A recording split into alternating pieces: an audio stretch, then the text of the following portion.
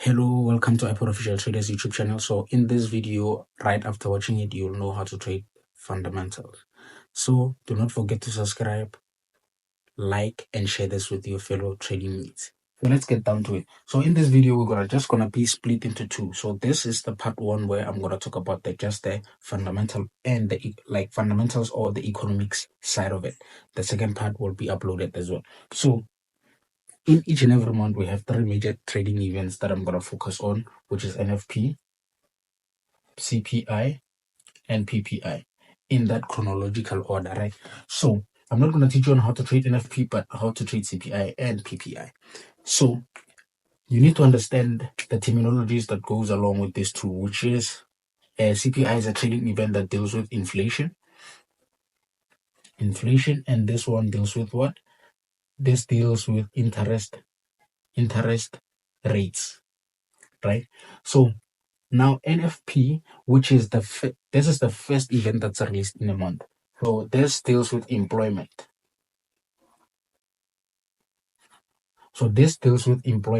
So one of the other things that you need to understand, or rather what we're gonna talk about right now, is understand the term inflation and explain the relationship between employment and what does it cause to inflation, right? So inflation on its own, it's typically a measure of increase of prices or increase of cost of living in a country.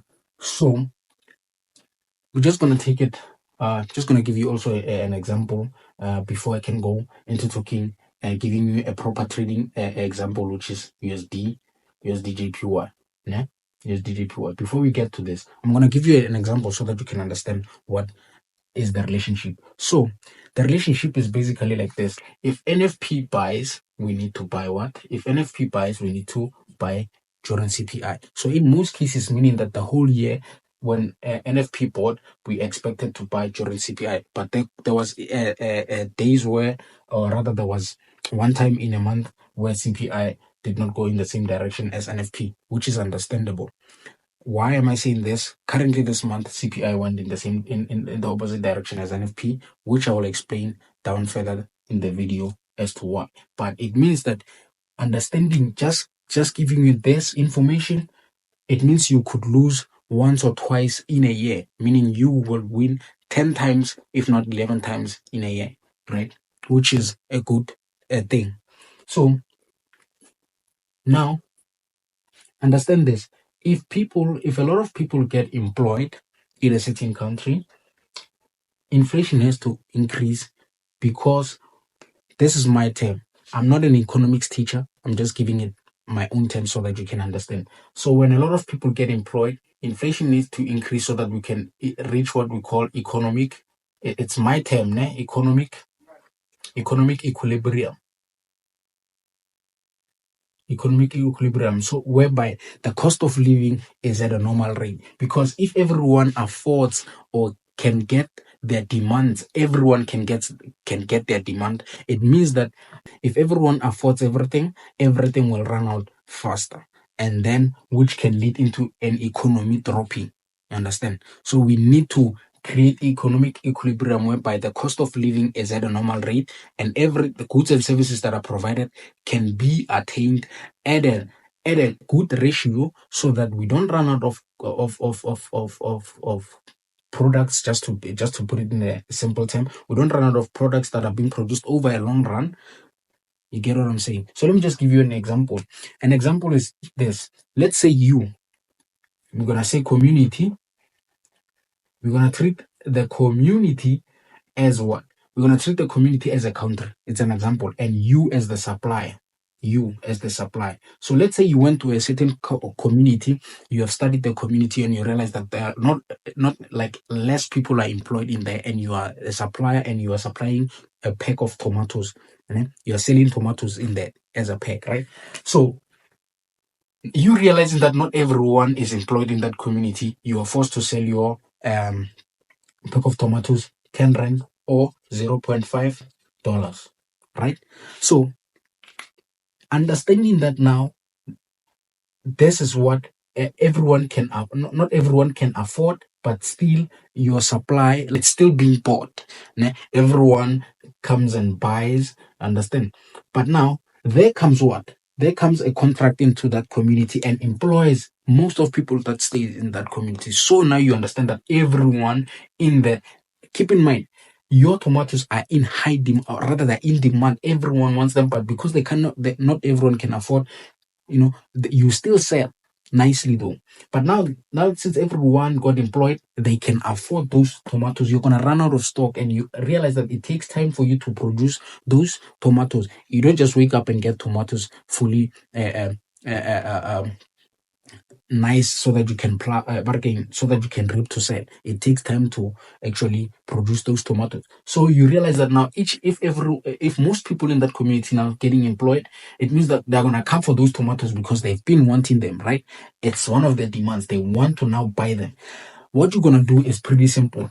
As you now, as the supplier, hence I'm saying we need to reach economical equilibrium where there's a balance between the supplier and the demand, right? So what you're gonna do is pretty simple. You as the supplier, you're gonna increase your prices, which is what inflation. You increasing the cost of living now because now you realize everyone affords. You're gonna raise this to 20 rands now, so that no one can afford, and then maybe you sell this now $1.20. So you understand that now you're trying to you are trying to create what you are trying to create economical equilibrium by increasing the cost of living in that certain community. So it means now what, if a lot of people get employed, we expect inflation to go up. I hope you understand that part. So I'm not going to waste much of the time explaining this thing. So just understand that when employment goes up, inflation, we expect inflation to go up. So during NFP, when it buys, we need to buy CPI, meaning that if USDJPY during NFP buys, you expect to buy CPI on USDJPY. You get what I'm saying? Meaning that, simple terms, for all dollar base pairs, which is USD slash XXX, when it buys during NFP, we expect to buy during CPI. And then for code dollar pairs XXX, right? USD, when it buys during NFP, during CPI, we sell. You get the idea. Now you understand the relationship between inflation and employment. In economics, it's basically classified as Phillips curve. As Phillips curve, which talks about the proportion between unemployment and inflation. So basically, we just including employment because unemployment in Phillips curve says that when unemployment decreases, inflation increases. Basically, it means when employment increases, inflation increases. You get the idea. Directly proportional, but with this one is indirectly proportional because it talks about employment, right? What is interest rate now? Uh, so interest rate is the measure of interest due per period, or which is proportion to money. I'm gonna write this one because we need this. We need to understand this. It's typically a measure of interest due per period, which is proportion to money, to the amount actually to the amount lent, right? To the amount lent. Let's move on to the amount what? To the amount borrowed and to the amount deposited. We need to understand this term lend, borrowed, deposit in a sense of let me just do a smaller Google quickly. Let me just do a smaller Google because I realize or I may be wrong in terms of I've always wanted to actually Google the term lend so that I don't make mistakes. So please bear with me on that part. Moving along. So now we understand that these two terms mean the same thing. Let's get down right.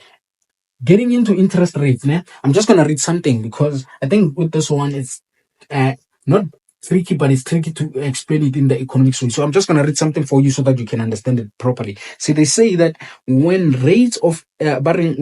interest rate rises, the cost of borrowing money would be high, which would reduce the demand of goods and services and level of investment, right?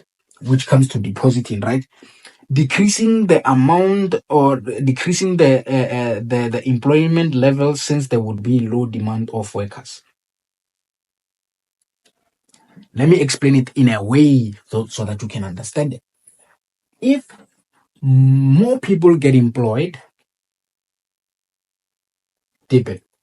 If more people get employed, it means that now, remember, banks or financial institutions can borrow or lend you money only when you're employed because they know you're going to pay. Right. So now, if a lot of people get employed, we need to understand that now most people can borrow money or lend money in a way. And then when most people are employed, there could be more payments. I mean, like they get salaries, wages, and whatnot, and there could be more deposits. You get you get the idea. So if there's money flow, if there's money flow in that country, the interest reduces. In a sense of way, interest has to reduce because it means that as they explained here, I think they also like explained it nicely here with the beautiful English there. They said that the cost of borrowing money. So the cost of borrowing money from banks will reduce because there's an intense money flow in that country. But if not a lot of people are being employed, the money flow, understand, in that country is weak. So they have to. That's why you get the saying that when people get poor, the richer get richer. I hope I said it right. When the poorer get poorer, the richer get richer. That's when there's less employment in that country. But when there's high employment, that decreases the cost of borrowing money from banks. You get the idea. So it means that in cases, we just need to understand if NFP buys, we need to sell during PPI. Do you get the idea? So you need to just understand that when interest rates rise, when NFP buys now, it means that we're gonna sell during PPI. Meaning that if USD bought during NFP, we need to sell during PPI, and that leads to what? All dollar-based currency pairs, if they bought during NFP, we need to sell them during interest rates. And if code dollar-related pairs sold during NFP, we need to buy them during interest rates. You get the idea. Here is a summary now.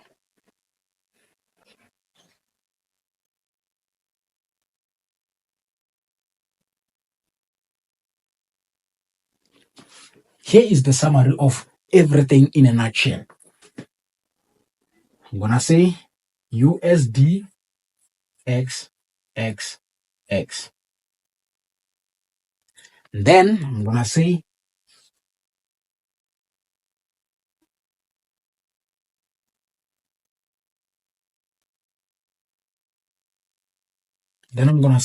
X X X USD.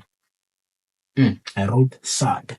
I'm killing somebody right now. Right. USD. I hope you can see that. And then we're gonna do what? We're gonna say NFP.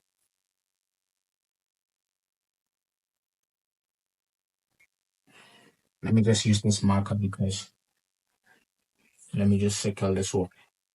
NFP CPI PPI.